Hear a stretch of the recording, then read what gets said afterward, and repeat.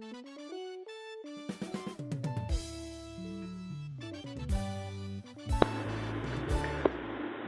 students, I hope you are okay at home, and I want to welcome this lesson today. But before we continue, I want you in order to know this lesson, and I'm going to be helping you understand English and the Kinyarwanda. Please, don't shouting. Let's go. Let's go together. Right now, I'm going to teach you English and Kinyarwanda. Tugiye kurebera hamwe izi nshinga uko bazikoresha. Zitandukaniye hehe to spend na to use. To spend no gukoresha mbese ni nko gutakaza amafaranga ku kintu, ariko ku kintu kigufitiye inyungu, atari kwa kundi batakaza amafaranga ku kintu kitagufitiye inyungu. Squanders cyangwa se waste ni nko gutakaza ikintu kikuvuye mu mufuka kikabura burundu, ariko spend ni nko gukoresha. Spend tuyikoresha ahantu henshi cyane. Harazajya ubona spend night, spend time, spend hour, spend everything.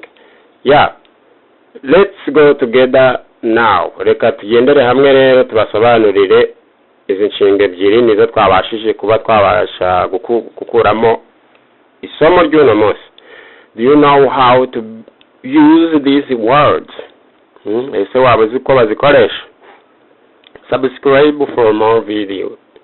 Yes, subscribe rero ni ingenzi kuri wowe numara kuyikanda, ubundi ufite ubona aka notification kacu buri wa gatatu kazajya kakugeraho.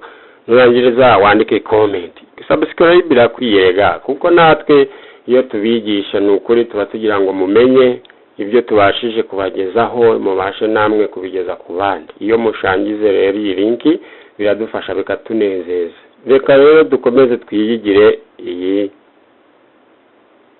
izi verb. I will spend 3 hours sitting with him. I will spend 3 hours sitting with him. Nzamarana amasaha 3 nicaranye nabo.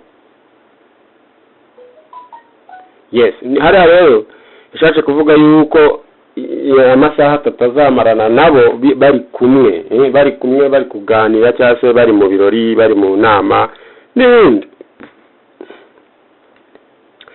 How many spoons of sugar do you use in a tea? How many spoons of sugar do you use in a tea? Ntabwo uzavuga ngo how many spoons of sugar do you use in a tea, uzavuga spoons. Yes, harara ari kukubaza ngo ukoresha ibiyiko bingahe by'isukari mu cyayi. Umve ko to use ni igikoresho, ni agakoresho runaka wifashisha mu murimo runaka. To use, verb to use itandukanye rero na spend. Kaza hano. Last week I spent nights for nothing in Kigali. Urabona ko ari spend muri past tuvuga spent. Yes, nukuvuga ngo icyumweru gishize naraya majoro y'imfabusa muri Kigali. Yes, for nothing. Nukuvuga ngo rwose for free, ni for free rwose, nta kintu wungutsemo, waharaye nta bikorwa wigeze ukora muri ibyo bihe. Yes, wa muntu izi nshinga zirakugeza ku bintu ukeneye. Niba ukurikiye iyi channel yacu irakugezaho amasomo y'ingenzi y'ingirakamaro. Aha tubigisha uburyo mugomba kuvuga icyongereza kandi urabona ko gisobanuye. Ni ingenzi rero kuba wakimenya. Yes,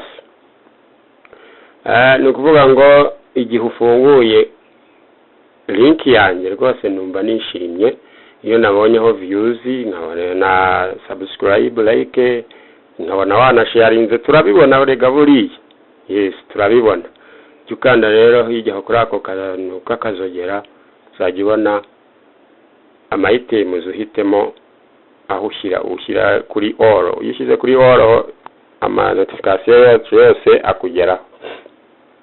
Yes, I usually use 1 spoon of sugar in a cup, cyangwa se in my cup when I drink tea. When I drink tea, I must put in my cup sugar 1 spoon. 1 spoon. Sinzi niba wanywa 2 spoons cyangwa se 3 spoons, ariko iyo ni igisoryo aba ari isukari nyinshi cyane. Ugomba kujurisha agakombe kamwe kajyamo wenda nka mililitiro 300, ugomba gushyiramo akayiko kamwe k'isukari kugira ngo utazarwara diabete. Isukari nyinshi ntago ari nyinshi. Sinziza isukari nyinshi rwose ku mubiri w'umuntu. Yes, iyo bikenewe ku bantu bakora siporo cyane, ariko niba udakora siporo se ubwo uripakiramo amasukari menshi kugira ngo bigufashe iki. Yes, hano niyo mpamvu navuze ni I usually use only 1 spoon of sugar in a cup. Sanzwe nkoresha ikiyiko kimwe cy'isukari mu gikombe. Uri kuvuga ngo mu gikombe uba wanywesheje na kayiko kamwe ushyiramo. Yes. How many days did you spend there? How many days did you spend there? How many days did spend there? Mbakari ikibazo. Ese wamaze y'iminsi ingahe? Urabona ko hari ahantu wagiye, ariko ndi kukubaza iminsi waharaye. Urumva ko ya spend ikuri gukoreshwa ahantu henshi. Mbibutse ko nababwiye ko spend ikoreshwa ku gihe, ku masaha, ku majoro. Yes, uzajya ubona henshi. No ku modoka ushobora gukoresha spend wagiye kuyikoresha. Igikoresho cyawe runaka wagiye kugikoresha avuga ati nagitakajeho amafaranga ya naya, cyantwaye amafaranga ya naya. Ni spend rero ikoreshwa ahantu henshi. Muraje mutwandikira tubasobanurire neza, cyangwa se yes mutwandikire muri comment. Ni ingenzi rero tuzatubasobanurira abatabashije gusobanukirwa spend na use. Ese wamaze iminsi ngahe? Urumva ko yabari mubazaga iminsi yamaze niyo ari kumubaza. I have no time to spend doing there. I have no time to spend doing there. Nta gihe mfite yo cyo gutakaza. Ni kuvuga ngo nta gihe nari mfite cyo gutakaza rwose. Wapi? Niba waragiye ako kanya uhita ugaruka, urumva igihe cyawe waragihangije, ntabwo wigeze ugitakazayo. Nibyo. I have no time to spend doing there. Nawe rero niba nta gihe ufite cyo gutakaza ahantu wagiye, uzakoresha ibishoboka byose kugira ngo iminota wihaye igere ntacyo yangijeho. Yes. Ahangaha ni uburyo wakoresha izi nteruro my friend. Uburyo bakoresha spend na to use umenye aho zitandukaniye. Yes. Aha. Ukimara kubona rero iyi link yanjye, ako kanya uzajya tubwira ute utwandikira utubwira uti nayibonye rwose, tumenyeshe ko wayibonye. Utubwire n'irindi somo dushobora kubategurira. Ushobora no kuvuga ngo dutegurire isomo ryo kuri iyi verb iyi. Utubwire mu bihe bitandukanye. Past participle, past perfect, present perfect continuous, future continuous, future, ibihe byose twabibigisha. Mujye mutubwira tubigishe, nyamuneka twese tusangira ubumenyi. ubumenyi bw'umwe ntago bwumvikana nta nubwo nta nicyo bwakumarira. Ni nko kwa kundi bavuga ngo ibiryoha bisangiwe. Nukihererana ikintu rero niba nawe ugifite gisharinga ku nshuti yawe nayo ikiboneho. Yes, nukabe stingy, selfish, ibintu nk'ibyo. Selfish no umuntu wigwizaho, ni kimwe na stingy. You want to be stingy, urashaka kuba igisambo ariko cya kindi kitiba, cya kindi kitaba cyagura n'icupa nyine bakita stingy cyangwa se selfish.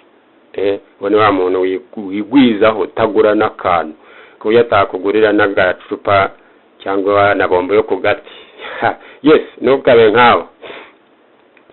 Yes, hano ravuga ati, Mommy, may you lend me that umbrella? Mommy, may you lend me that umbrella? Mama, mwaniza kuwo mutaka. Umva ko yamubajije ikibazo. Mami, mwaniza kuri uwo mutaka. May you lend me that umbrella? Noneho nyina aramushubiza ati, what? Get out of my sight. Ushobora no kuvuga ngo get out of my face. I want to use today. Get out of my sight. I want to use today. Iki shingiriyo cyangwa se aramubwira ati nzi imbere ndashaka kuwukoresha uyu munsi.